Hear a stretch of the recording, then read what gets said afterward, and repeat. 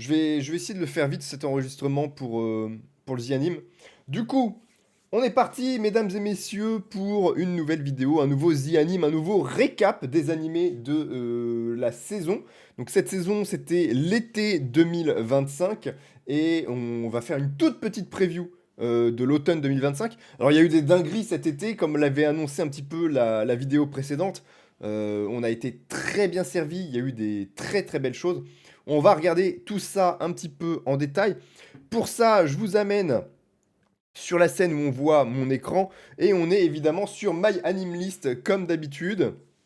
Donc, My Anime List, site qui regroupe à peu près toutes les sorties animées, d'ailleurs pas que animées, il y a aussi les productions coréennes, chinoises, etc. Il y a vraiment de la diversité, c'est pas seulement les animes, il y a aussi les mangas, vous pouvez retrouver beaucoup de choses, beaucoup de références dessus, c'est pas pour regarder, c'est juste pour avoir une liste de ce que vous pouvez trouver ensuite ailleurs.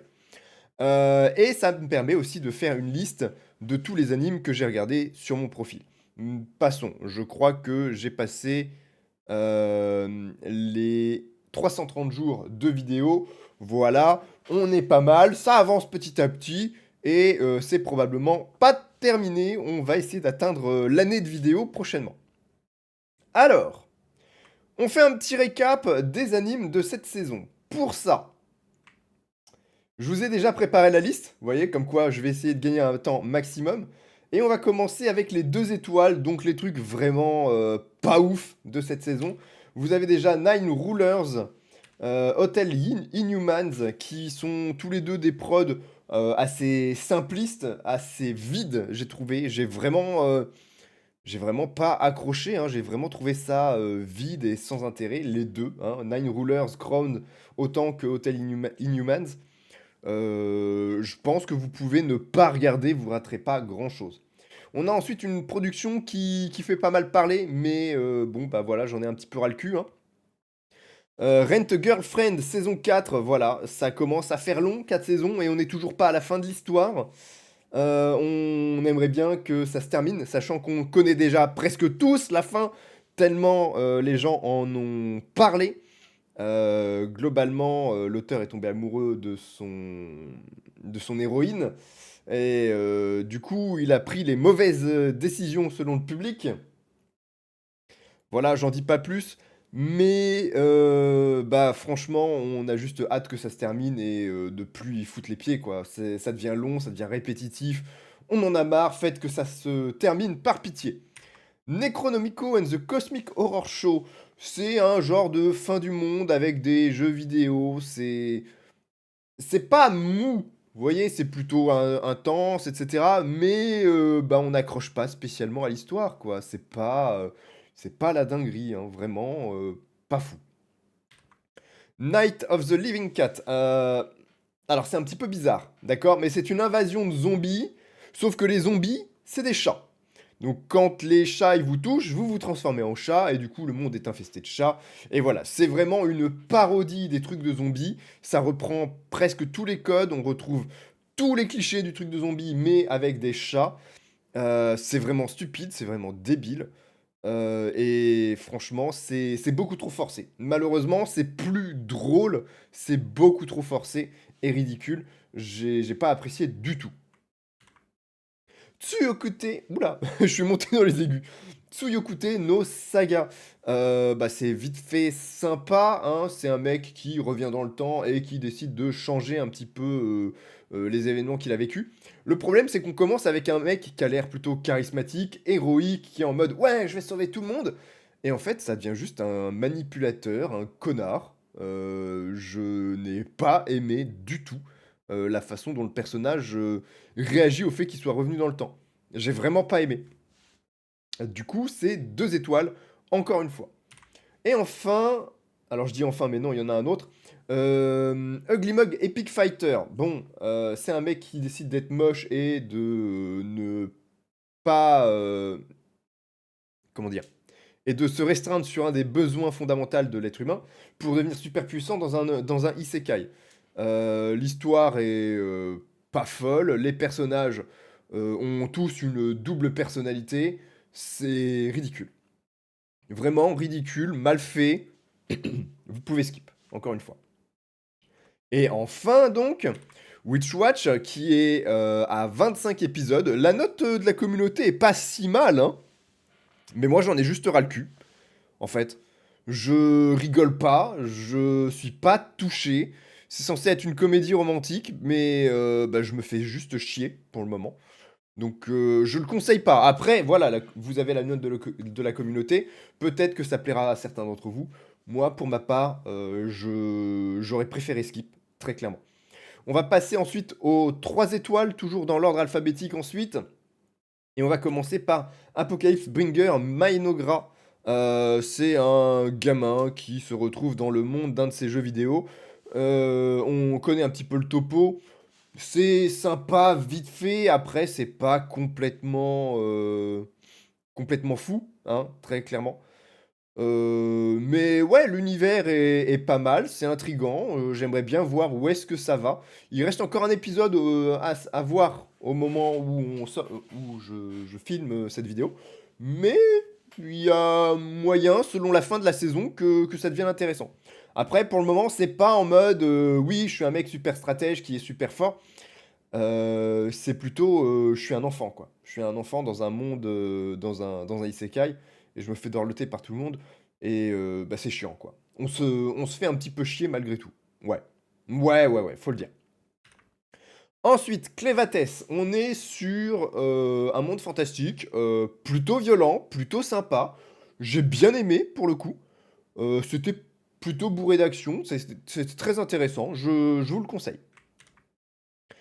Ensuite, I was reincarnated as the seventh prince. Donc j'ai été réincarné en septième prince d'une famille royale. Bah, toujours aussi sympa, hein. On se marre bien, le personnage est toujours aussi instable. Tout le monde évolue un petit peu à son rythme. C'est très correct. Kaiju Number 8, deuxième saison.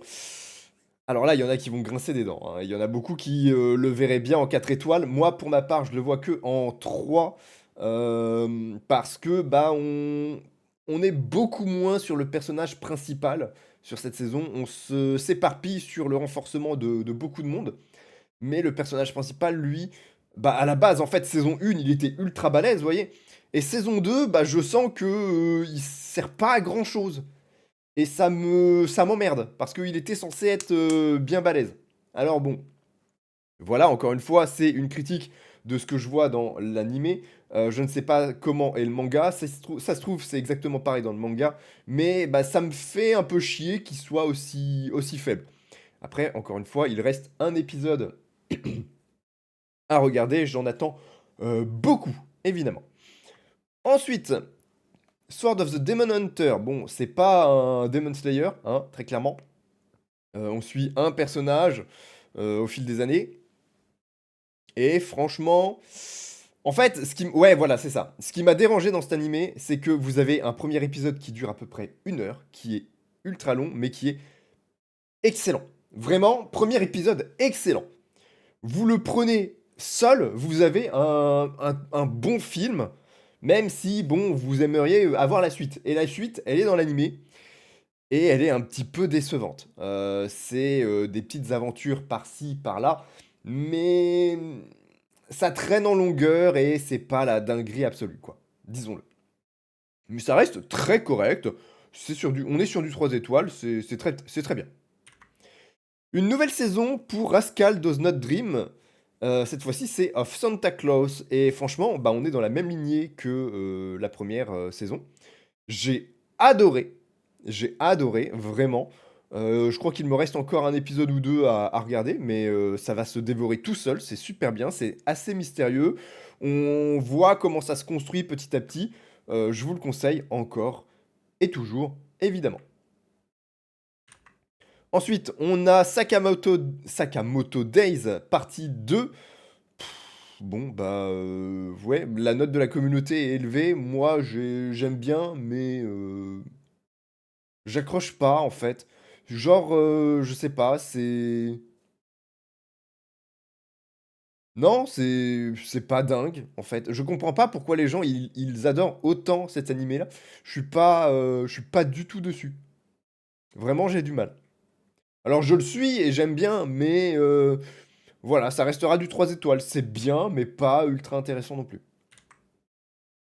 Ensuite, Scooped Up by an S-Rank Adventurer. Vous remarquerez que j'utilise les titres en anglais. Suffit de voir le titre en japonais. J'allais pas me risquer à prononcer tout ça. Bon, bah, c'est un mec qui n'a pas confiance en ses capacités alors qu'il est super fort. Voilà, on connaît, c'est très cliché. La communauté l'a défoncé en vrai, 6,12, c'est très peu. Je suis un petit peu plus sympa avec ça, avec cette note-là. Moi, je suis sur du 3 étoiles. Malgré tout, c'est pas une dinguerie absolue non plus, hein, très clairement. On est sur une production qui est pas folle. Ça méritera jamais plus que 3 étoiles, d'accord, hein. C'est une évaluation un petit peu élevée. Je pense que 2 étoiles, ça reste pas mal. On est peut-être sur du 2 étoiles et demie, vous voyez. J'aurais peut-être pu faire ça. Mais is OK, ça reste une histoire vite fait, très vite fait sympa. Ensuite, The Secret of the Silent Witch. Alors là, franchement, excellent. La note de la communauté suit, en plus, on est sur du 8. J'ai presque hésité à mettre du 4 étoiles. J'ai vraiment passé un très très bon moment. J'adore, je vous le conseille. C'est une histoire qui est très touchante. Je passe un excellent moment et il me reste encore un épisode à voir. J'ai hâte d'y être, évidemment. Il nous reste 3 animés en 3 étoiles. Donc il vient ensuite The Water Magician, que bon, très sympa aussi. On est dans un isekai, le mec apprend la magie de son côté, du coup il n'est pas limité parce que les gens lui apprennent. Et bah, c'est vite fait sympa. Ça valait pas 4 étoiles non plus, hein, donc on est toujours sur du 3. Mais très correct, très sympa. Et évidemment, il devient complètement pété. Ensuite, on a la nouvelle saison de Tate no Yusha. C'est correct. Le seul problème que j'ai avec ça, c'est que j'ai eu l'impression qu'on était dans une quête secondaire, en fait. Genre, il n'y a pas de vagues, il n'y a pas les super monstres qu'on connaît. Il n'y a rien de ce qu'on connaît de Tate no Yusha. C'est juste une progression globale de tous les personnages. Et on est vraiment sur de la quête secondaire et c'est pas une dinguerie. Après, si on veut réussir à suivre quand il y aura une prochaine saison, bah, il faut la regarder. Mais j'ai vraiment hâte que la prochaine saison commence et qu'elle soit bien, parce que celle-ci était vraiment à la ramasse. On peut se le dire. Enfin, The Summer Hikaru Died. Alors là, pareil, la communauté a été super sympa. Moi, j'ai été un peu plus critique. Peut-être parce que j'ai fait un petit peu le parallèle avec When They Cry, Inamizawa, le village maudit. Un anime que j'avais adoré. Là, on est un petit peu dans la même ambiance. On est dans une ambiance légèrement horreur estivale.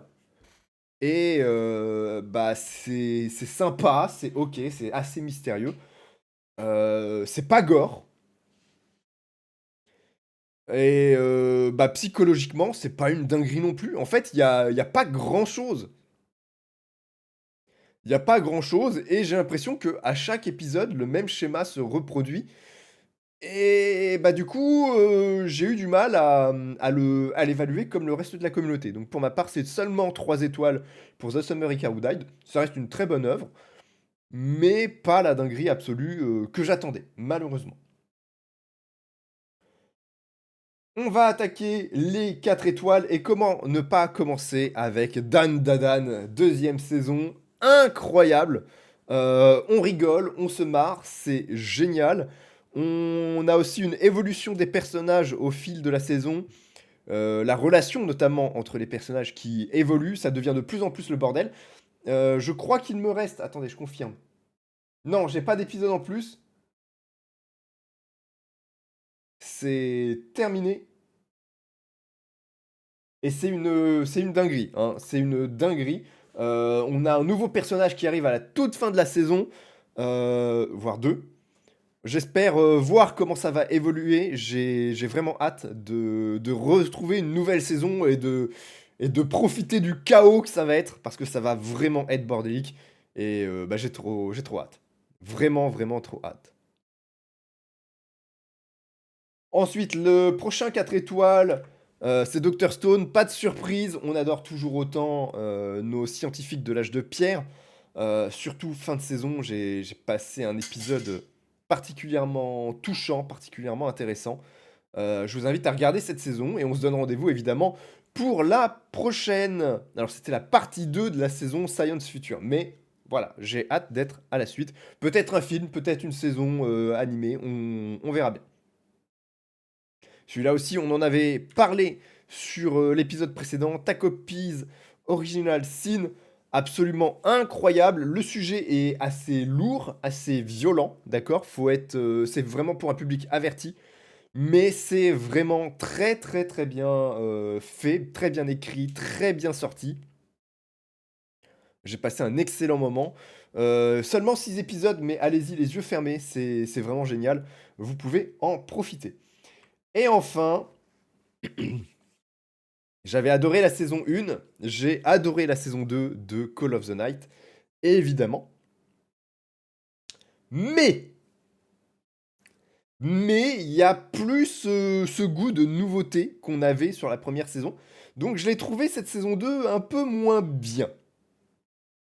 Maintenant, chaque épisode finit en cliffhanger. Euh, on a hâte d'être au suivant. C'est peut-être un petit peu abusé justement que ça finisse en cliffhanger à chaque fois.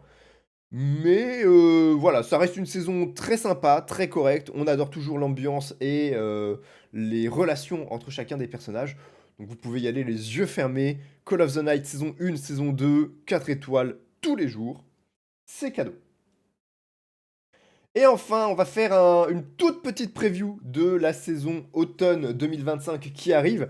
J'ai pas trouvé de petits trucs sympas cette fois-ci. Donc on va aller sur des grands classiques qu'on attendait et qu'on va pouvoir admirer cette saison. On va déjà avoir une nouvelle saison pour One Punch Man. Donc évidemment, on a hâte de regarder ça, on va bien se marrer, c'est sûr. Je vous invite à regarder ça cet automne aussi. Ensuite, une nouvelle saison de Spy X Family. Pourquoi pas? J'ai hâte de voir où est-ce que ça va nous mener. J'aimerais bien qu'on se recentre un petit peu sur la mission du père, mais on verra où est-ce que ça va nous mener, tout simplement.